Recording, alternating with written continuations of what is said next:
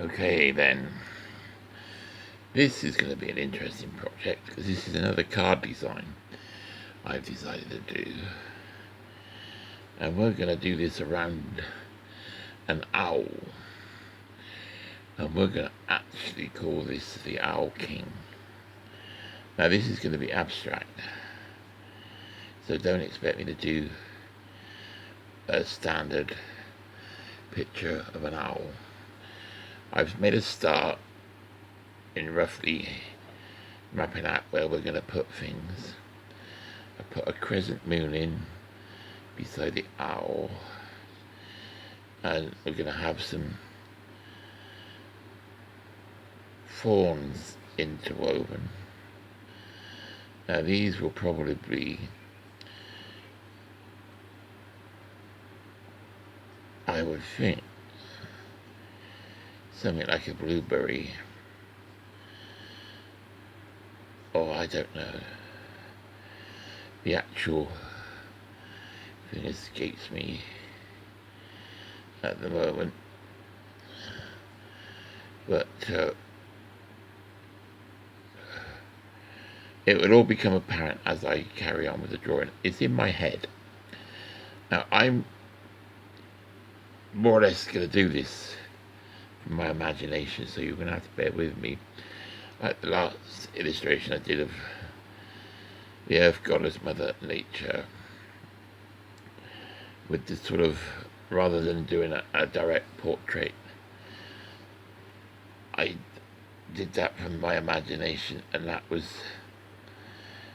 basically to give that sort of elven sort of mystic sort of feel. I don't know if I got it or not. We should have to see on that. But like I said, these are great fun to do, because again, when you draw pictures like this, there isn't really anybody that can tell you that's not right, or that's not right, or that's not right, because people take great delight in telling you things like that. And like I said to you before, you're more than welcome to critique what I do, but the chances are I should ignore you anyway. Now, these owl's eyes. Now this is going to be the thing that's going to make the whole picture. If I get this right, it will look good. If I don't, well, we have a few attempts at getting this right before we have to abort the picture. I mean, the thing to do, like I said, is to start off lightly, and then you can build up and build up. But it's like anything else you do. A friend of mine used to be a carpenter, and his mantra was measure twice, cut once. And it's that same sort of thing, really.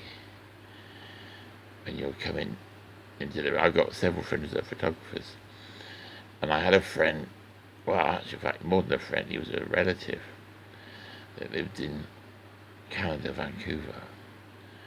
He was a photographer. He used to do wedding photographs, which is a pretty brave thing to get involved in when you're going to sort of photograph somebody's dream day. But he used to take more than one camera for a backup and use both cameras.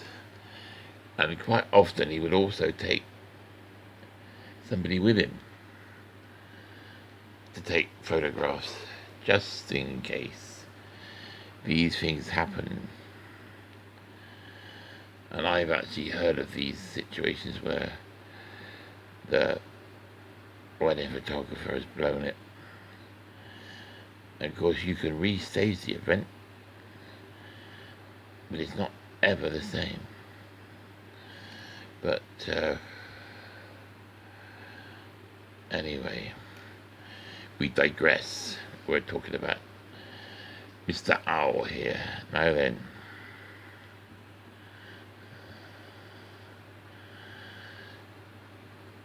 They have very big eyes,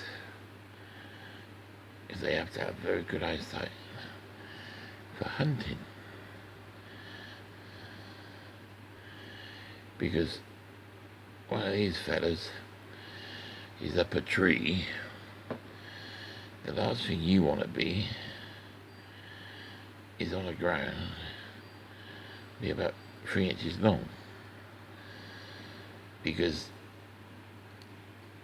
your life expectancy is going to be sort of greatly reduced if they see you.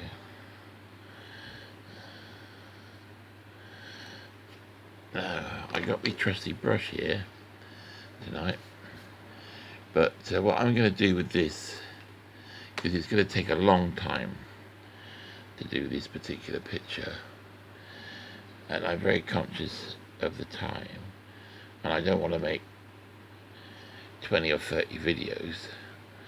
So what I'm going to do is I'm going to stop now, because you can see basically what I'm doing here is positioning things I'm going to put into the picture.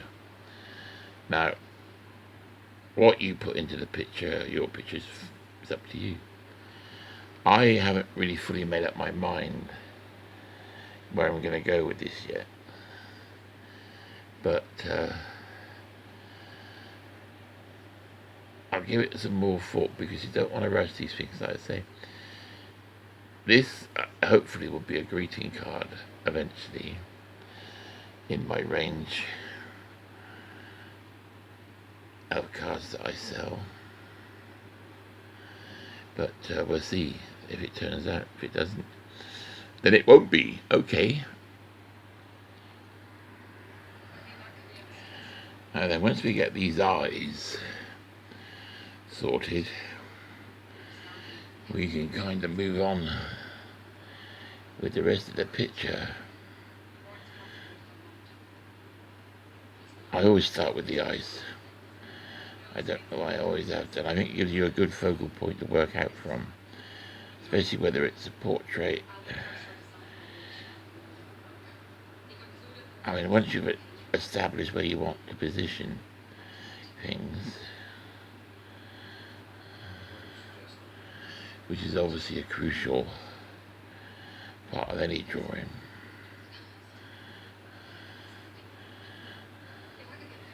has to be pleasing to your eye. Now, there are various rules that arts teachers will teach you, which are very good guides. Very good. I've had some very good art teachers over the years. But what you mustn't do is allow your imagination to be overruled. Your unique imagination that makes you who you are. Now, I think of it sometimes of a footballer. Now, footballers, I seem to think the most skillful footballers that I've seen over the years seem to train and play street football with their mates when they're kids, and that's where they develop their skills and their tricks and their balance. Because I'm yet to be convinced by some of the people that we have coaching sportsmen in this country and other countries around the world, whether sometimes they don't actually impede the athlete rather than improve them. Because when I grew up, I remember George Best, and he was flamboyant, charismatic on the field and off. But there was no way anybody was going to tell him how to do something. He had natural ability, skill, and the best players do. Timing.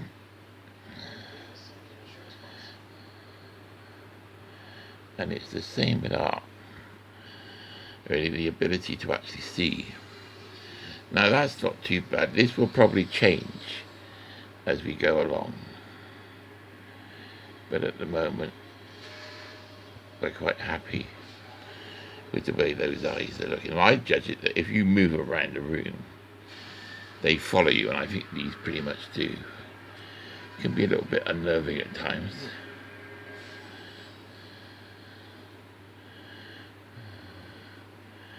But we got to think about where we're going to put the various markings and things that we got in this picture. Again, you don't have to worry too much about where you're going to position things, because it's an abstract picture, and again, it's your picture.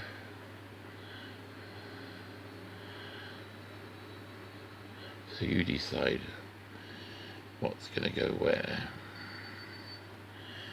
Now, we don't need to have this other line here, although if you do actually go out and look at a crescent moon, quite often you can see the rest of the moon just in a darker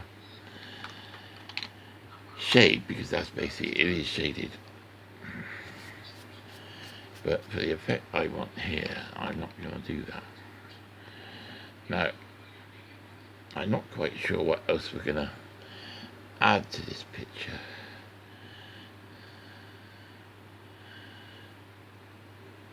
Apart from some flowers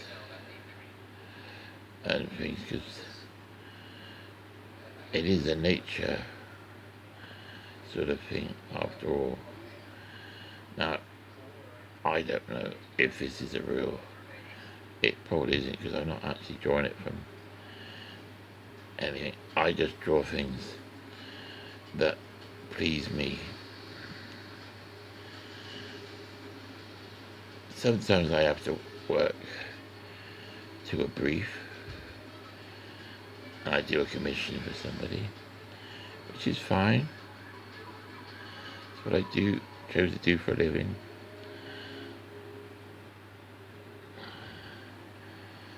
But like I said,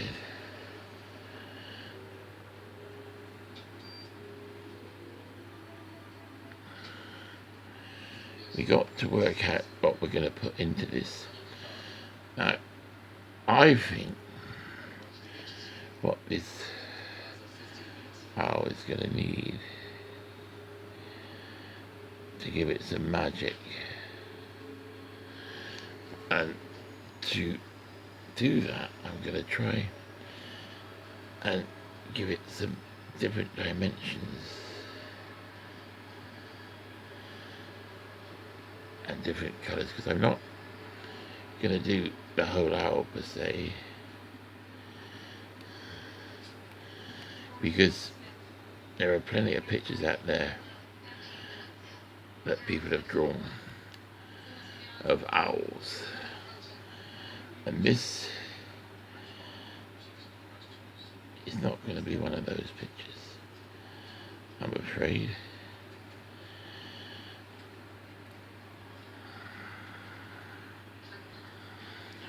So now then, what I've actually decided I'm going to do with this picture is we're going to actually add the sword and the stone.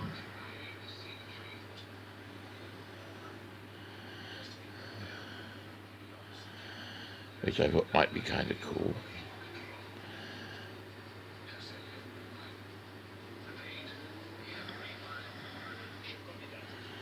From a design point of view.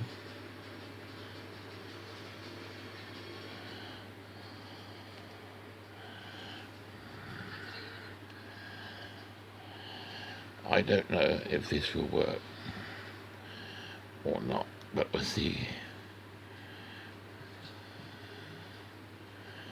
Now, what you've got to bear in mind with the Excalibur story is this sword has been in this stone for some time. Now, I'm not saying it would be a fancy sword, but because after all, it's a magic sword. But I'm not so sure. So what we're going to do, we're going to keep the actual sword work, I mean, quite basic. I don't want to make it too fussy.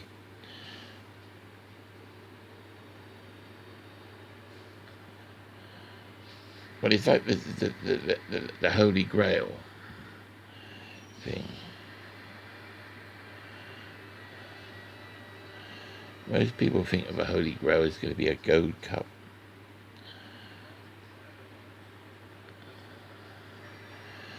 And it probably wouldn't have been. Because you're talking about a cup the carpenter would have drunk out of. So the chances are it would have just been a plain pottery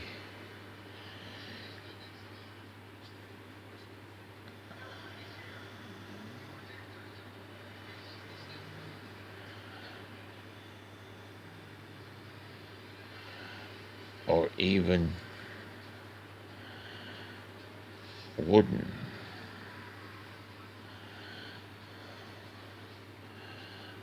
I don't know. No, I'm not going to get into a big debate about anything like that. I was just giving you an example. If you're going to do this sort of thing, have a think about what you're doing, how you're going to draw things, and what sort of representation you want. Now, I think we need I tend to move things around, especially when I've got a pad like this, because it just makes life a lot easier.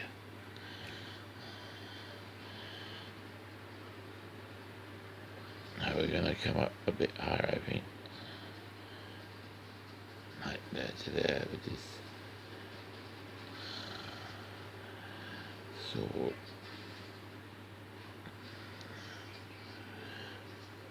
I will do some more research into this, or you could do some more research into it if you're interested. I know the Arthurian legend is pretty right where I live, because I actually live fairly close to Glastonbury. And there's been various sites over the years that they have dug locally.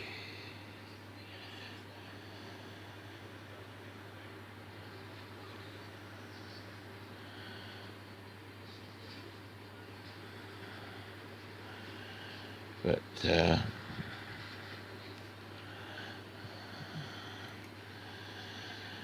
I don't know. To me, that's part of it, the romance and the mystery. Now, I don't know how far this sword would be into a stone, but that's about as far as I'm going to have it, I think.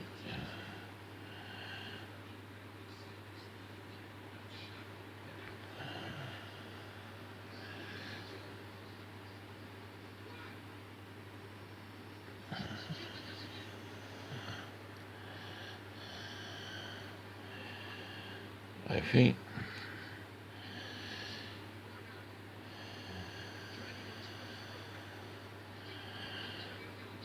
the whole idea of knights and swords people get a bit caught up with, but these battles in these days were completely brutal. I mean, you imagine, just imagine getting one of these things in your head.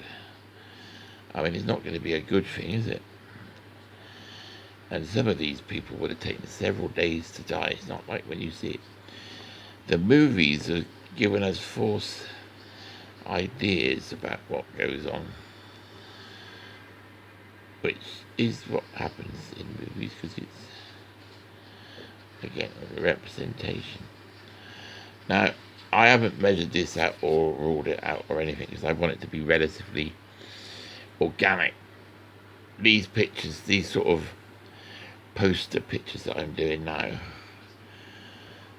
for cards, that's the way I want them to be.